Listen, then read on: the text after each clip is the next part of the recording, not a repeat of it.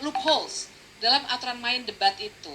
Itu yang belum jelas, itu tidak dibuat terang untuk semuanya, dan akhirnya juga tidak ada dampaknya untuk yang berikutnya. Oke, Fitri, kalau boleh saya bertanya, kenapa disebut tidak etis? Pertanyaan Karena tidak ada aturannya. Nah, itu dia. Kalau ada aturan, baru bisa kita menilai. Buat saya kan etis itu beyond peraturan. Tapi misalnya carbon capture and storage, itu pertanyaan biasa. Buat saya etis itu beyond peraturan. Ya, jadi tapi karena peraturannya tidak ada, terus kita bisa ngasih pertanyaan yang menjebak. Buat saya pertanyaan itu dianggap tidak etis. Menurut saya pertanyaan itu biasa saja. Karena itu di luar topik. Loh, bagaimana itu di luar topik? Saya bisa mendebat, itu jelas topik yang masuk di dalam green economy.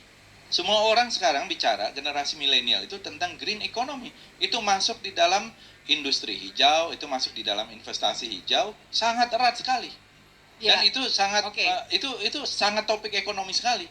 Baik. Dan regulasinya. Jadi menurut saya kalau dikatakan tadi tidak etis itu mungkin keliru pendapat. Ada di beberapa bagian sih, SGIE misalnya. Nah, itu juga itu sesuatu yang lain. Tapi soal carbon jebakan. capture dan storage itu jelas pertanyaan yang menurut saya mengarah kepada ekonomi hijau. Tapi Kalau bagian yang mengatakan bahwa seperti merendahkan Pak Mahfud begitu ya. Nah, menurut saya itu bagian-bagian yang tidak etis. Menurut saya bukan merendahkan. Saya kira Saudara Gibran sangat sopan sekali.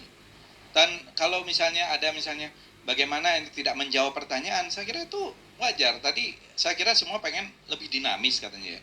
Jadi menurut saya itu masih sangat di dalam satu koridor yang sangat-sangat terlalu sopan. Jadi saya melihat, maaf pertanyaannya terlalu mudah, terlalu sulit itu sopan juga ya Bang ya? Loh, makanya itu kan bagian dari strategi di dalam debat. Orang dibebaskan bertanya untuk dan tidak ada aturannya, koridornya tidak boleh kamu bertanya yang adanya singkatan. Gitu. Nah, itu yang